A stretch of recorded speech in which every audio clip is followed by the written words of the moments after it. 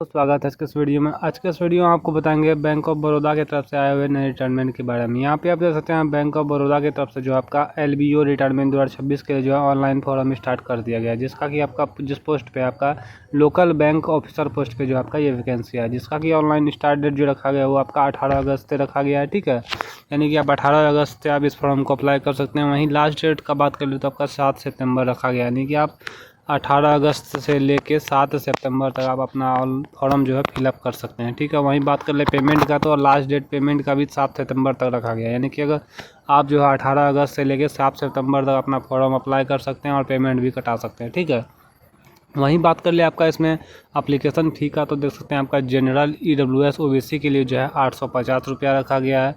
वहीं SC ST या PWBD candidate के लिए 175 रुपया रखा गया है, यानी कि अगर जनरल या EWS या OBC कैटेगरी से बिलोंग करते हैं आते हैं तो आपको 850 रुपया देना है। ठीक है, वहीं अगर आप SC ST या PWBD कैंडिडेट हैं तो आपका जो है 175 रुपया लगेगा। ठीक है, वहीं बात कर ले आपका इसमें एज लिमिट का, तो एज लिमिट जो इसमें रखा गया वो जो आपका है 1 अगस्त 2026 के अनुसार रखा गया है। ठीक है, जिसमें कि आपका मिनिमम एज जो है आपका 21 ईयर्स होना चाहिए और मैक्सिमम एज जो है आपका 30 ईयर्स होना चाहिए, यानी कि कम से कम आपका अगर आप इस फॉर्म को अप्लाई करना चाहते हैं तो आपका 21 ईयर्स होना चाहिए। ठीक है, 21 साल होना चाहिए और मैक्सिमम जो है ज़्यादा से ज़्यादा 30 ईयर्स होना चाहिए, यानी 30 साल होना चाहिए।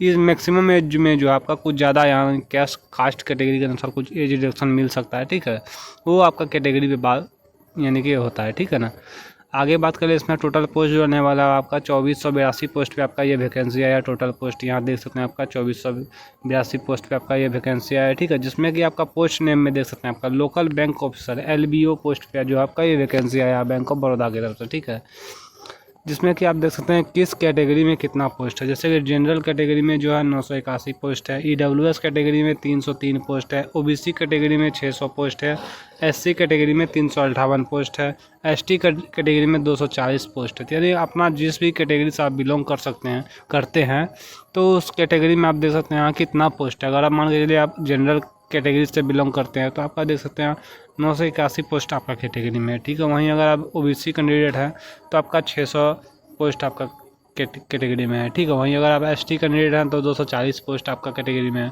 यहाँ से आप अपने अनुसार के कास्ट कैटेगरी के अनुसार अपना पोस्ट पता कर सकते हैं कितना पोस्ट पे आपका जो है आपके कैटेगरी में ये वैकेंसी आया है। ठीक है, आगे बात कर ले आपका यहाँ पे देख सकते हैं एजुकेशन क्वालिफिकेशन का इसमें, तो सबसे पहले यहाँ देख सकते हैं आपका एजुकेशन क्वालिफिकेशन में क्या दिया गया है। Candidate must have complete their graduation in any stream for a recognition university will be eligible for BOB LBO examination, यानी कि आपका जो है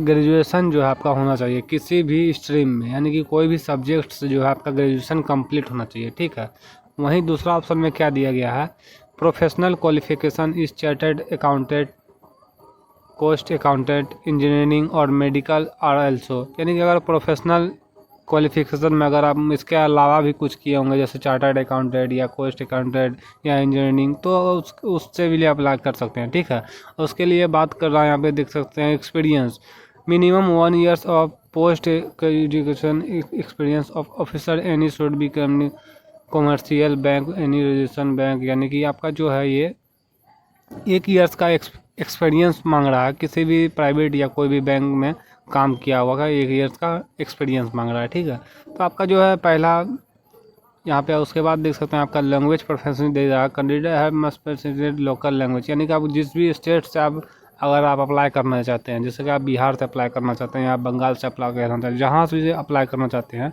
तो आप उस स्टेट का जो है आपको लोकल लैंग्वेज आना चाहिए। ठीक है, और अगर आप ग्रेजुएशन किए हुए हैं तो आप इस फॉर्म को अप्लाई कर सकते हैं। ठीक है, ये जो आप देख सकते हैं एक्स्ट्रा जो यहाँ एक्सपीरियंस मांग रहा है वो आपका अलग है, मतलब कि आपका उसमें कुछ प्रेफरेंस दिया जाएगा, नंबर दिया जाएगा। ठीक है, जैसे देख सकते हैं आप अगर आप चार्टर्ड अकाउंटेंट का आप अगर कोर्स किए होंगे या कॉस्ट अकाउंटेंट का कोर्स किए होंगे तो आपका कुछ प्रेफरेंस मिल सकता है वहाँ पे। ठीक है, आगे बात कर ले इसका आपका सिलेक्शन प्रोसेस का देख सकते हैं। सबसे पहले जो आपका है ऑनलाइन रिटर्न एग्जाम होगा, उसके बाद लोकल लैंग्वेज टेस्ट होगा, उसके बाद GD इंटरव्यू होगा। ठीक है, उसके बाद आपका डॉक्यूमेंट्स वेरिफिकेशन होगा, उसके बाद मेडिकल एग्जामिनेशन होगा, उसके बाद जो है आपका सिलेक्शन हो जाएगा। ठीक है, तो चलिए आपका इसका ऑफिशियल नोटिस जो जारी किया गया है आपका बैंक ऑफ बड़ौदा की तरफ से, उसमें आपको दिखाते हैं कि कैसे क्या आपका मांगा जाता है। सब कुछ यहाँ पे शो करेगा कि क्या कितना एजुकेशन क्वालिफिकेशन चाहिए, क्या क्या कैसे चाहिए। तो यहाँ देख सकते हैं आपका एप्लीकेशन स्टार्ट जो है आपका 18/8/2026 से लेकर 7/9/2026 यानी कि 18 अगस्त से लेकर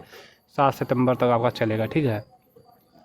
वहीं आप देख सकते हैं आपका इसमें जो टोटल पोस्ट है आपका देख सकते हैं 2482 पोस्ट पे आपका वैकेंसी आया है, जिसमें कि ग्रेड जो है JMG और S1 के ग्रेड में आपका जो है स्केल आया है, ठीक है, ग्रेड स्केल आया है, ठीक है। इसमें एज लिमिट देख सकते हैं यहाँ पे दिया गया, मिनिमम एज 21 और मैक्सिमम 30 ये दिया गया है, ठीक है। एजुकेशन क्वालिफिकेशन में देख सकते हैं आप ग्रेजुएशन डिफिनेशन यानी कि आपका ग्रेजुएशन होना चाहिए, ठीक है। तो आप इस फॉर्म को लिए आप एलिजिबल हैं, ठीक है ना। अगर आप ग्रेजुएशन किए हुए हैं तो आप इस फॉर्म को भरने के लिए एलिजिबल है, ठीक है। वहीं अगर आपका एक्स्ट्रा क्वालिफिकेशन यहाँ पे देख सकते हैं ये सब रहेगा तो आपका कुछ मेरिट लिस्ट ज़्यादा अच्छा बनेगा, ठीक है। यहाँ पे आप देख सकते हैं किस कास्ट यानी किस स्टेट में, ठीक है, कौन सा लैंग्वेज लगेगा और कितना पोस्ट है उस स्टेट में। तो यहाँ से आप चेक कर सकते हैं, जैसे कि आंध्र प्रदेश, असम, गोवा, गुजरात सब यहाँ दिया गया है कि किस भी स्टेट, जैसे जिस भी स्टेट से आप फॉर्म भरना चाहते हैं तो उस स्टेट का जो है आपका लोकल लैंग्वेज बगल में दिया गया है वो आपको आना चाहिए, ठीक है। तो आप उस स्टेट के लिए जो है ऑनलाइन आप फॉर्म फिलअप कर सकते हैं, ठीक है। लेकिन एक चीज़ देख लीजिएगा आपका, जैसे कि मान चलिए आप असम के लिए अप्लाई कर रहे हैं, ठीक है, या आप मान चलिए कर्नाटका के लिए अप्लाई कर रहे हैं, ठीक है, उसका लोकल लैंग्वेज है कन्नड़ा, ठीक है।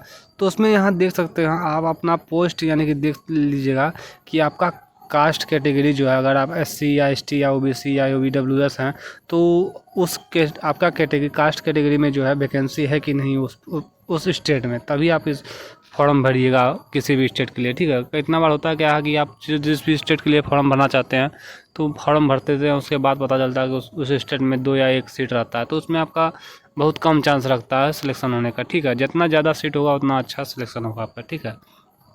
तो इस बात का आपका ध्यान रखना है, ठीक है।